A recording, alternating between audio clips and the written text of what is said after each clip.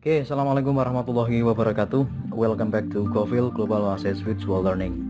Nah, pada kesempatan kali ini kita akan bahas topik kita yaitu tentang personal letter atau dalam bahasa Indonesia kita sebut sebagai surat pribadi.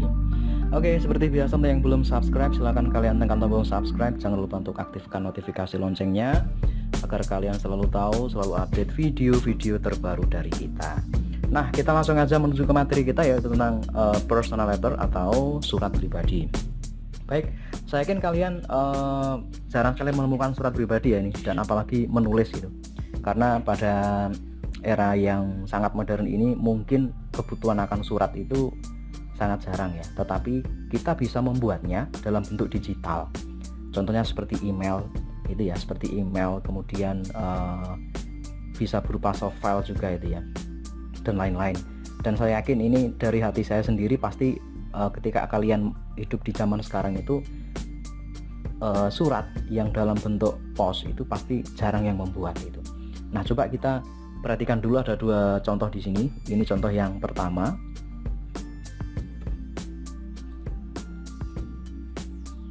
Ini ya. Ini contoh yang pertama di sini, ada contoh di kiri dan juga di kanan di sini ya. Oke, ini yang di kiri dan di kanan ini kebetulan sama-sama dibentuk dalam bentuk tulisan di sini ya, berbentuk tulisan, dan bisa dilihat di sini terdapat berbagai macam perbedaan ini ya, walaupun sama-sama berupa surat tetapi bentuknya beda itu.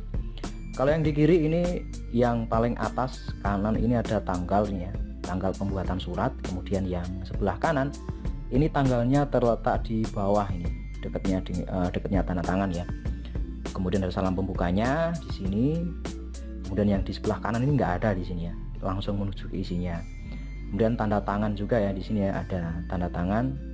Kemudian bawahnya ada note atau catatan atau disingkat dengan PS di sini ya. Kalau di sini nggak ada di sini. Nah, sebenarnya untuk membuat surat itu seperti apa sih yang benar itu? Apakah yang kiri betul ataukah yang kanan yang betul? Gitu.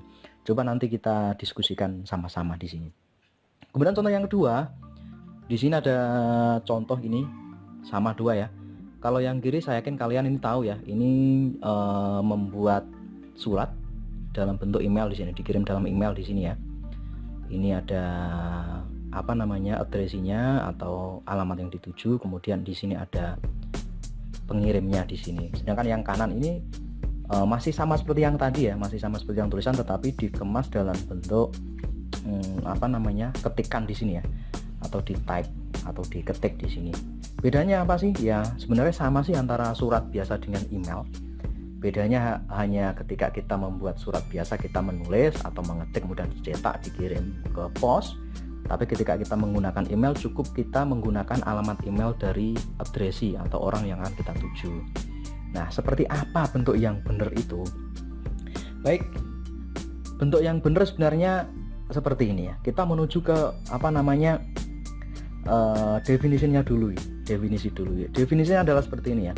Type of letter or informal composition. Jadi ini bentuk dari surat di mana ini berupa informal ya, kepentingan informal atau kepentingan yang tidak formal.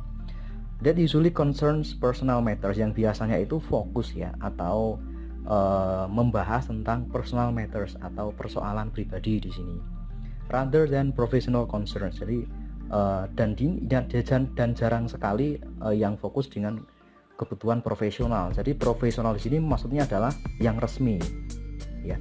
Jadi kita membuat personal letter itu biasanya ada sesuatu yang mau disampaikan secara pribadi di luar urusan pekerjaan dan lain-lain.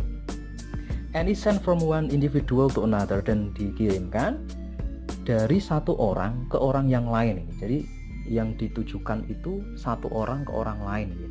Bukan satu orang menunjukkan kepada perusahaan atau ke sekolah atau ke pihak-pihak formal yang lain.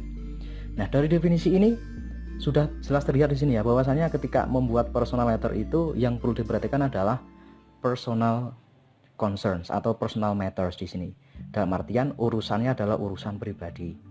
Nah, kalau kita bahas masalah bentuk atau susunannya, di sini ada beberapa struktur ya atau structure dari personal letter itu sendiri. Yang pertama adalah date atau tanggal. kemudian address, alamat, kemudian salutation and name, ini ya, ini salam pembuka dan juga nama, kemudian introduction, pembukaan, body ini adalah isinya sendiri ya, kemudian closer atau penutup, kemudian complementary close atau salam penutup, kemudian the last terakhir adalah signature atau tanda tangan. Nah, untuk penempatan sendiri ini ya, kita ke date dulu atau tanggal, date when the letter is written, top left ini ya. Jadi tanggal itu ditulis ketika surat itu ditulis ya. Jadi misalnya saya membuat surat tanggal 12 Oktober 2020 misalnya.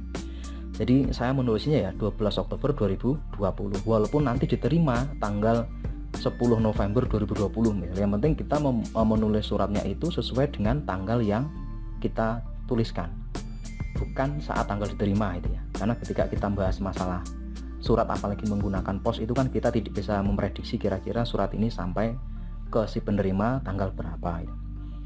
Ini biasanya kalau tak di top left ya, di kiri atas gitu. Apakah harus di kiri atas? Ya enggak juga sih ya, boleh juga di kanan atas gitu, boleh juga. Tapi biasanya memang di kiri atas, lazimnya maksudnya. Kemudian address atau alamat, place where you are writing from. Jadi ini alamat, ini juga alamat kalian di sini ya, alamat kalian yang misalnya saya sekarang tinggal di Blora misalnya, ya udah ditulis aja di Blora. Itu biasanya juga di atas, tetapi letaknya di sebelah kanan, top right, atas kanan. Apakah harus di sebelah atas kanan? Ya boleh juga di atas sebelah kiri itu. Karena untuk aturan bakunya memang nggak ada itu ya, nggak harus di atas kanan, nggak harus di atas kiri. Yang penting letaknya biasanya lazimnya itu di atas. Kemudian salutation and name, ini ada greeting and the person's name you are writing to. Jadi ini membuka ya, membuka atau menyapa ya, menyapa ditambah dengan nama orang yang dituju. Biasanya menggunakan dear ya. Biasanya menggunakan dear titik-titik. Misal kita tahu nama orangnya, misal Andi misalnya, bisa kita tulis dengan dear Andi. Atau misal ketika nggak tahu namanya boleh menggunakan kata dear sir or madam. Tapi ketika kita bahas ini ya, ketika kita bahas personal letter, otomatis kita sudah tahu kira-kira dituju ke siapa itu. Jadi langsung aja ditulis namanya, dear Andi, dear Sari, dan seterusnya. Kemudian introduction, ini adalah pembukaan ini ya, the opening of the letter. Ini kemudian ada body atau apa namanya, isi. Ini yang paling penting ya, isi, the main part of the letter, artinya adalah bagian pokok ya dari surat. Kemudian closer ini penutup ya, jadi mengindikasikan ini ya, ada penjelasannya, the part indicates the letter is going to end. Jadi bagian yang mengindikasikan bahwasanya surat itu akan selesai, bukan penutupnya ya.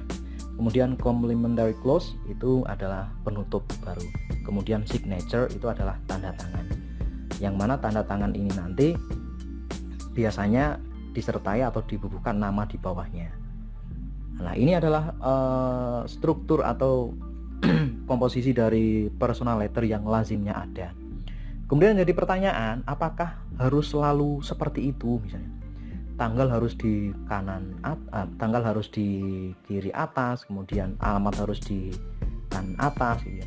Ya kita kembali sama selera kita ya, passion kita seperti apa itu, mau ditaruh di kiri mau ditaruh di kanan sebenarnya sama aja. Bahkan tadi ada juga yang membuat tanggalnya itu justru di bawah ya. Itu salah nggak sih? Ya sebenarnya nggak ada yang salah itu ya, karena ketika kita ngomong personal letter ya terserah passion kita seperti apa. Yang penting kita menuliskannya tahu, jelas, kemudian yang dituju ketika membaca juga jelas gitu. Yang penting intinya itu dulu, karena ini kebetulan bukan dalam bentuk formal ya, jadi tidak ada yang menilai betul atau salahnya. Nah ini ada contohnya di sini ya, ada struktur dari suratnya ini. Ini yang pertama ini ya, Prabu Dewantara Street number 43 Blora, ini adalah address atau alamat dari penulisnya. Kemudian tanggalnya ini ya, date ada di sebelah kiri. Kemudian ada dear Mark, nah ini langsung ya namanya adalah salutation atau salam membuka. Kemudian ini introduction atau pembukaannya. Kemudian ini adalah isi atau kontennya atau disebut dengan body ini ya, dua ini. Kemudian ininya ini adalah closer atau penutup. Kemudian ini salam penutupnya. Kemudian tanda tangan, diikuti dengan nama di bawahnya. Nah, kalau seperti ini udah jelas sekali nih ya, udah jelas sekali surat ini sudah memenuhi kriteria jelas ini. Yang pertama, alamat penulisnya jelas, yang nulis siapa juga jelas, namanya Jessica, ditujukan kepada siapa jelas, kepada Mark, tanggalnya jelas, isinya juga jelas, ada semuanya. Nah, jadi kurang lebih seperti itulah untuk struktur atau komposisi dari surat yang benar. Nah, sekarang kita buat standar minimalnya ya. Coba kita bahas dulu. Jadi standar minimal itu apa sih? Standar minimal itu kriteria yang harus ada ketika kita membuat personal letter atau membuat surat pribadi, dan tidak boleh tidak ada itu. Apa aja di sini? Ini saya rangkum aja di sini. Ada sender, addressee, sama content. Nah, jadi udah jelas ini sender itu pengirimnya siapa harus jelas. Kemudian addressee atau alamat yang dituju atau orang yang dituju itu siapa jelas. Kemudian isinya, ya itu harus ada itu dalam personal letter. Masalah nanti ada tanggal pembuatan, ya kemudian salam pembuka, salam penutup itu ya. Kemudian ada tanda tangan, itu kan hanya sebagai pemanis saja itu, aksesoris lah kasarannya. Tetapi 3 poin ini harus ada ketika kita membuat sebuah personal letter atau surat pribadi.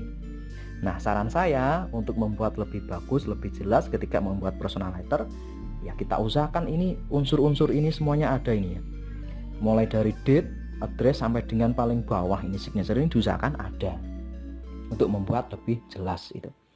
Yang jadi masalah sekarang itu pembuatan surat ini memang jarang sekali ya, apalagi ketika kita menggunakan jasa pos itu sangat jarang. Nah, lebih baik ketika kita menggunakan email atau apa seterusnya. Nah, itu lebih simpel, lebih sederhana ya, lebih sederhana. Ini juga ketika kalian tuliskan juga nggak ada salahnya itu ya. Apalagi ketika kalian membuat surat dengan teman kalian, pasti juga nggak mau terlalu ribet gitu ya, nggak mau ribet lah.